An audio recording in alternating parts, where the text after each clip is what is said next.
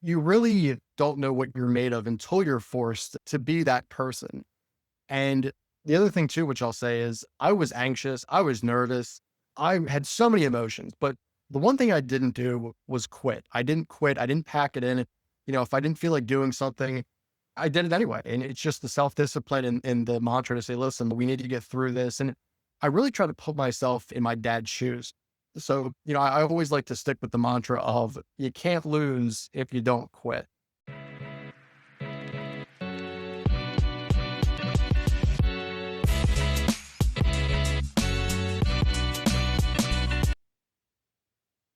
You're tuned into the Mindful Hustle, where we talk about the inner frequency that fuels external success.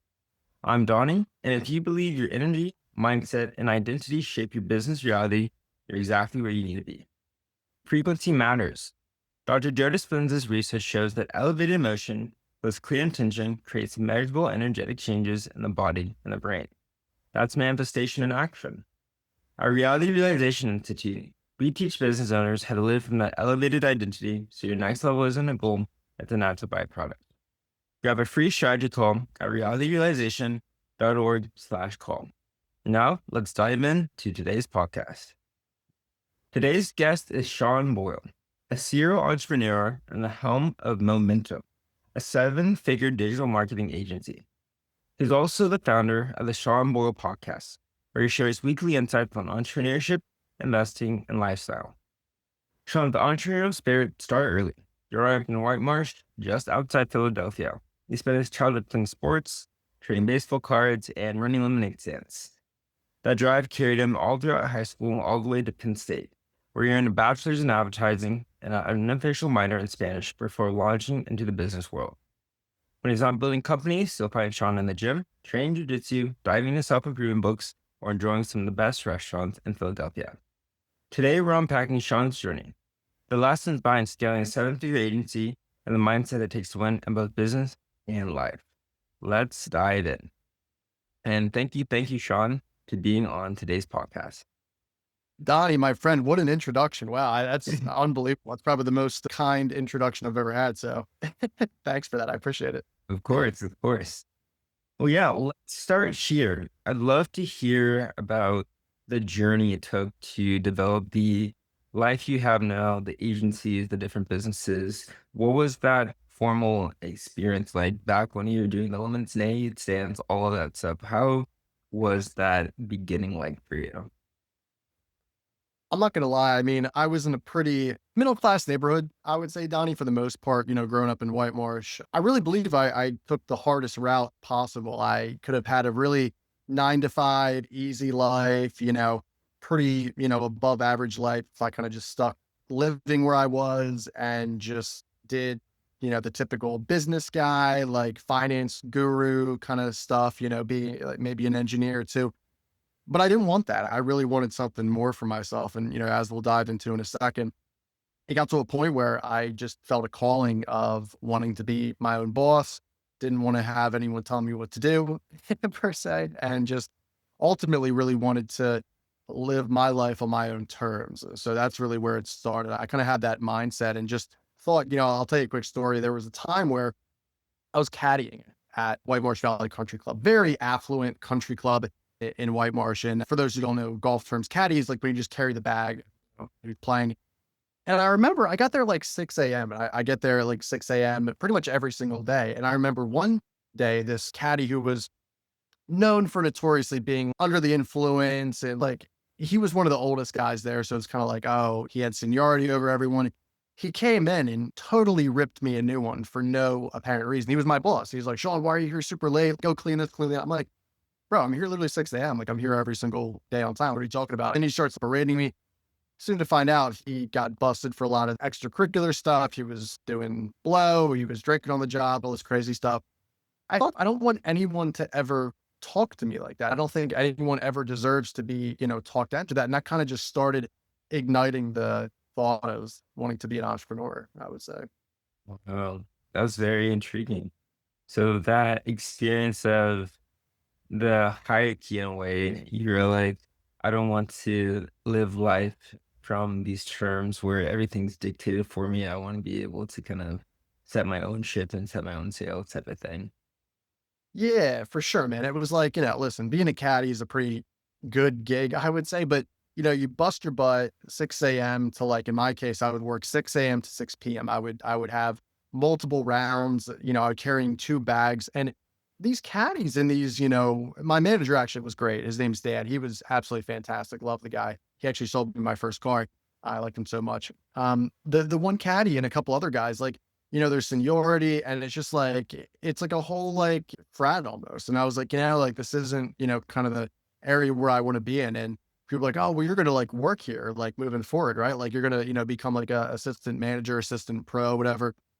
And I'm like, no, like, I don't want to do that. Like, I don't want to live here and stay here my whole life. I want to venture out and, like, do other things. So yeah, it kind of kindled my, you know, curiosity, I guess you could say. Cool. I love that. So where did that curiosity lead you to next? Did you start into entrepreneurship? Did you learn and go into business? I understand you the college for advertising. Was that like the path forward, or how did that really develop? Yeah, so I'll start where I was graduating high school. Throughout high school, I had a couple different side hustles. I had my podcast that I would interview entrepreneurs and, like, other business owners and people like that. I had a couple things I would, like, throw money at here and there, started investing in the stock market. But I was like, I want to actually, like, make a business. I want to do something. And I never gotten to the time where my father, who was, like, again, big party guy, he had his own business, finance company. And, it was the end of the, year or whatever. And I was expecting him to call me to go into detail and, like, hey, we're going to have this huge graduation party for you. Right. And I did get a call, but it was a pretty ominous call. It was actually one of the most ominous calls of my entire life. And what happened was, he said, Sean, there's not going to be any party.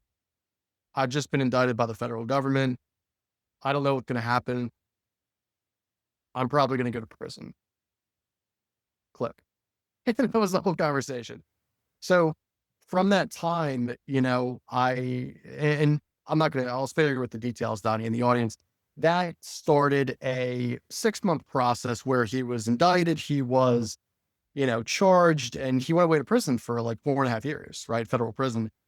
And, during that time, I was like, well, how am I going to take care of my family? How am I going to take care of my mom? I was in school at the time, and my little brother to think of. And, I thought to myself, I'm like, I need to do something. I need to, get sweat equity. I need to build a business. And I found my business partner, Mac, in college. He worked at Google. He already had an established marketing company. And I said, listen, I want to come in. I want to do some sales for the guy. I think that's one of my best skills. And from there, I was able to build my own niche of content, video production, and stuff like that inside of the company. I bought equity, and that's what happened. It was crazy, man. I mean, we can talk about it more, but it was just, it seems like yesterday that this all happened, and and now I'm here. Wow.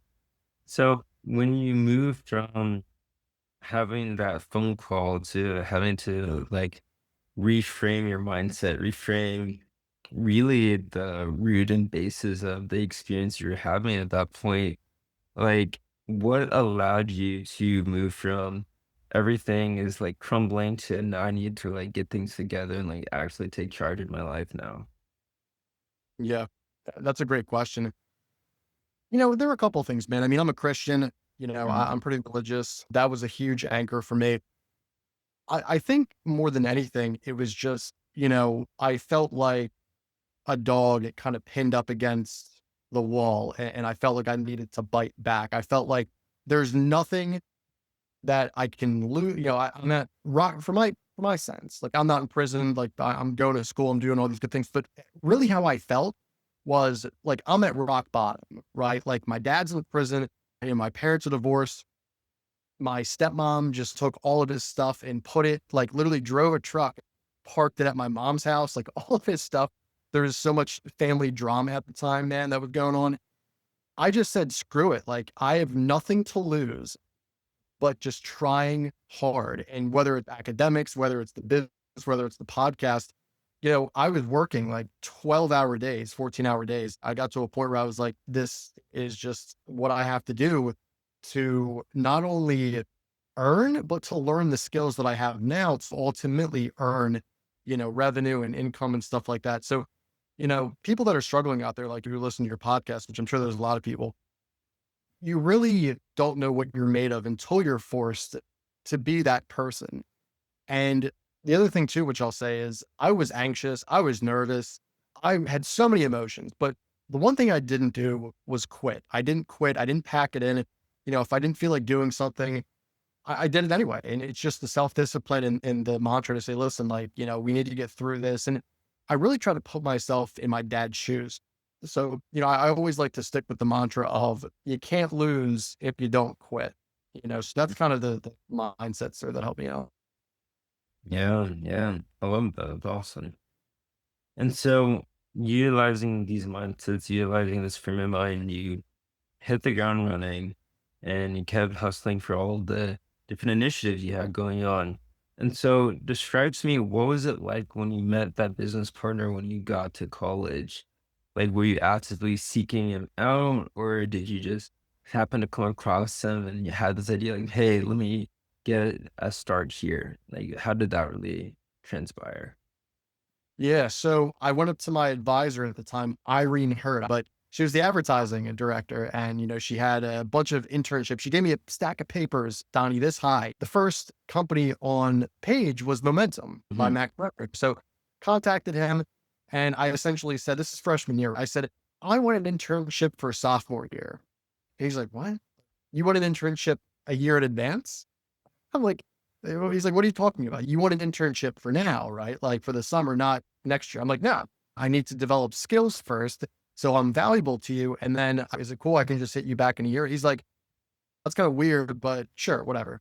So that started a whole year process of me learning sales because I didn't know anything. I literally had no experience. I just knew this marketing thing's cool. Let me check it out.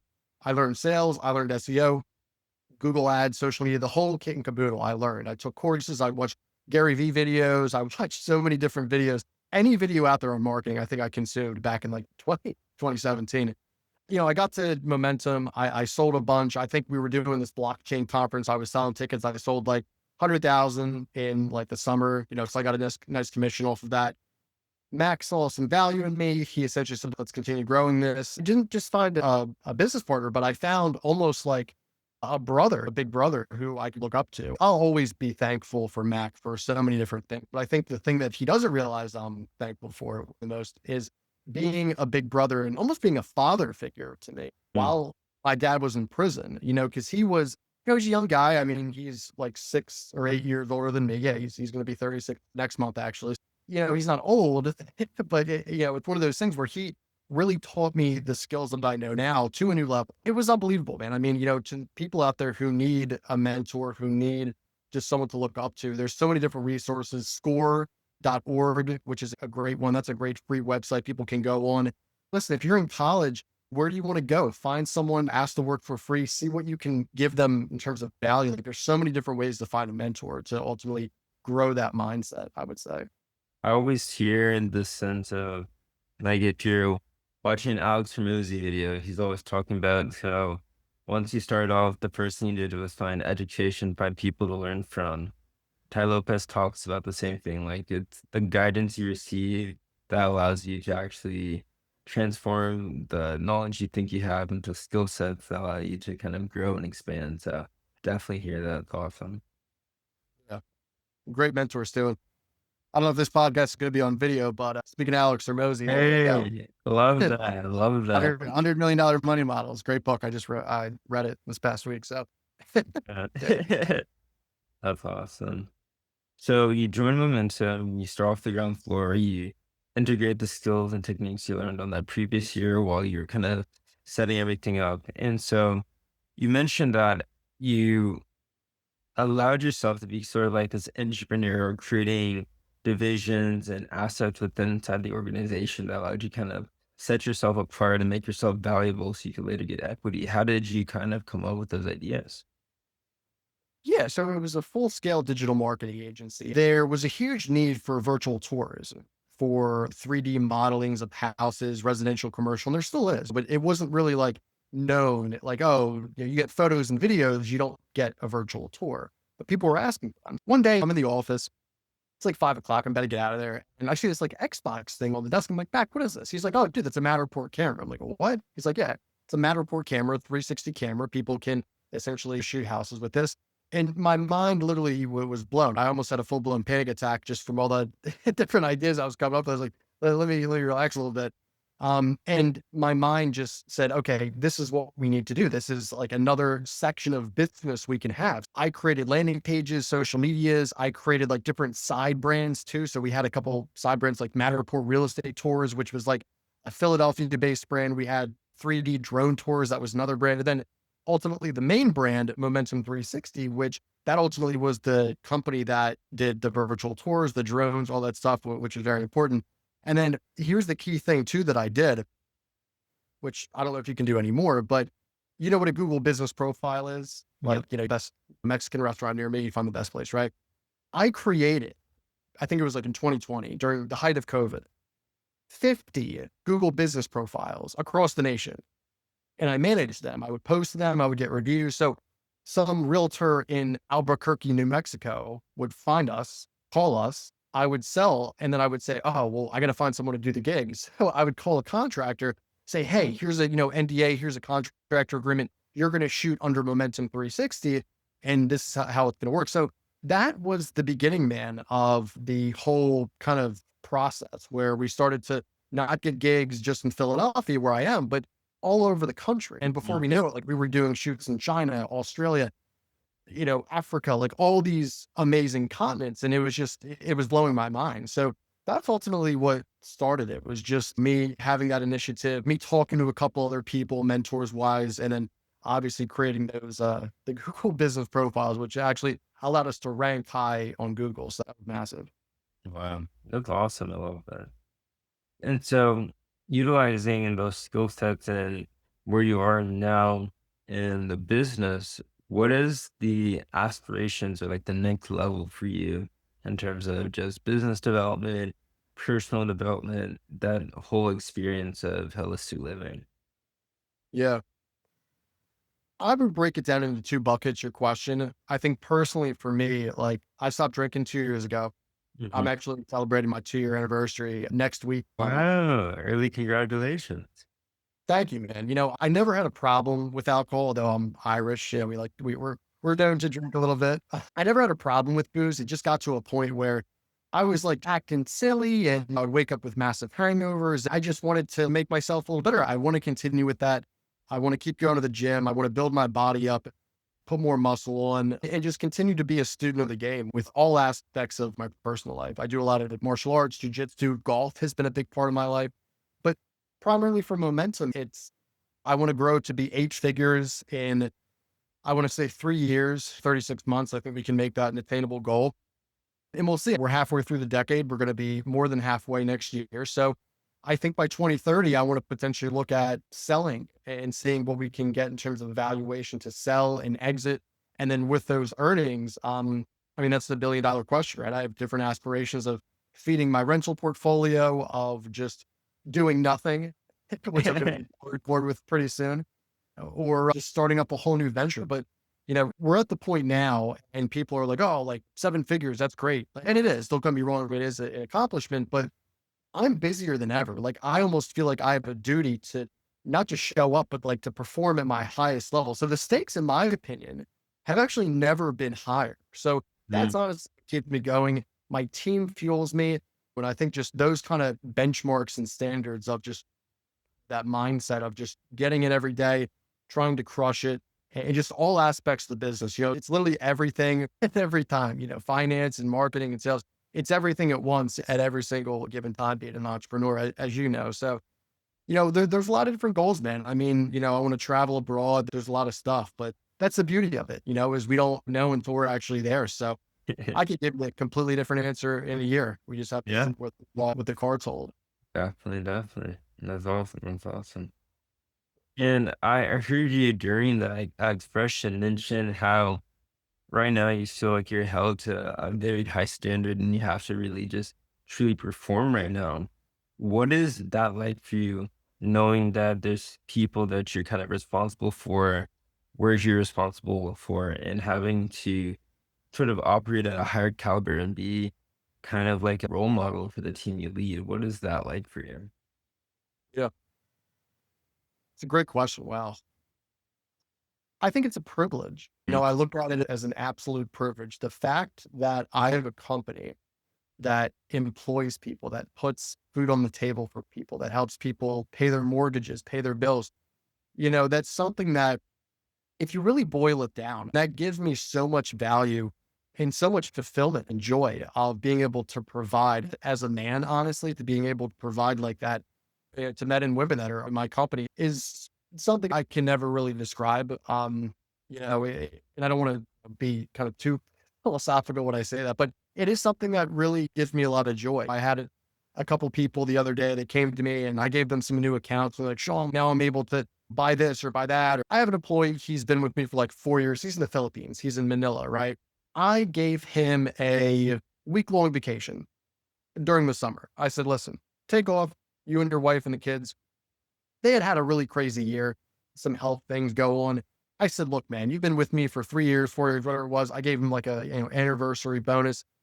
And in the Philippines, like not only are they loyal, but they're kind of afraid to ask for like, bonuses and stuff like that. Like they're very humble people. This person broke down crying to me when I told them over the phone. And there was just such a joy of not just, hey, we got the money, but now we're able to spend time with our family and kids. And that's really what matters. So again, I'm not saying that story to just say, oh, look at me, I'm a great boss. I'm really saying to look at it like that's what gives me joy to being able to provide. And I have to show up every day and just be the best person I can be and run the company as ethically and with as much responsibility as I can. So I really look at it as a privilege, man. I don't look at it as a burden. I think, I want to have more people. I want to have more clients and more employees to be responsible for. And that's the challenge. It's like, hey, how big can we grow this thing? And it's a beautiful feeling. That's really what I can say. Wow. Yeah, that's deep. I love that. Okay, cool. In terms of the business that you have going on right now, are there any new innovations or projects you're working on that you're finding exciting? Like, are you guys integrating AI into what you're doing? Like, what is the new things that are just making you excited about the future of the company? Yeah, man. It's funny you mentioned this, and I don't know if I can give a shameless plug, but I literally just had this AI discovery where we can essentially use AI to help reputation management for businesses across different platforms. So essentially, if you have a hospice business, a lot of healthcare, that's kind of the stuff that we specialize in now. There's some, as you can imagine, like people leave bad reviews on hospitals all the time for long wait times. Oh, they didn't treat my broken leg right, whatever the case is, right? Surgery went terrible, whatever it is. So with AI, we're actually able to use this now in the fact that, getting bad reviews off the profiles, having good reviews, stay on the profiles. So anyone who wants to check it out, I actually have a free guide and tutorial, and we'll talk about that maybe later on, but it's totally free. It shows everyone how to do it. It's totally for free using ChatGPT and a couple other tools. Again, totally for free to use the software and to watch the video. So that's the biggest thing in 2026 that I'm seeing with AI. Mhm. That's awesome. Hearing a lot of mentions of AIs and like agencies automating different things and increasing the efficiency of things is really cool to see that you guys are also looking to integrate that. Awesome. Well, this has been such a powerful conversation. Thank you for sharing so openly about your story, about where you are right now in the business and the future goals you have. It's gives insight to those who are still on the path, still trying to get to their first milestone in their businesses.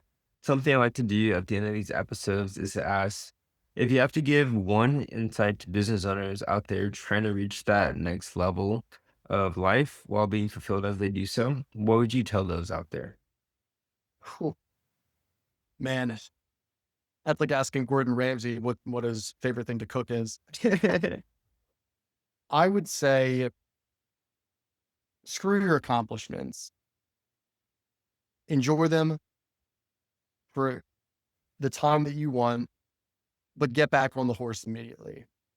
Because the second you're fulfilled, the second your competition can succeed and win, the less hungry you become to ultimately want to grow the company and not just the company, but your goals and aspirations. So always be a student of the game, always learn, and never take your foot off the pedal. The second you take the foot off the pedal, that's when things start to unravel. I truly, truly believe that. At least it worked for me and a couple other people. So that's probably the best stuff I can tell you. Yeah, that's a great insight. Thank you for sharing it with the world. Now, before we wrap, Sean, where can listeners connect with you, learn more about what you're doing right now, or really hear about your journey going forward? Yeah, for sure. So if you guys want to learn more about me, you can just go to needmomentum.com. That's our main website for all of the marketing within the company, needmomentum.com. That's where you can learn more about me, my business partner, Mac, what we have going on in the company, and all the great stuff. So thank you. Perfect, perfect. Well, thanks again to Sean Boyle for sharing such real and thoughtful perspectives. And remember, you don't attract what you want, you attract who you are. So if you want to change your results, start by becoming the version of you who already has them. This is the Mindful Hustle. Until next time, be bold, be intentional, and keep realizing your reality.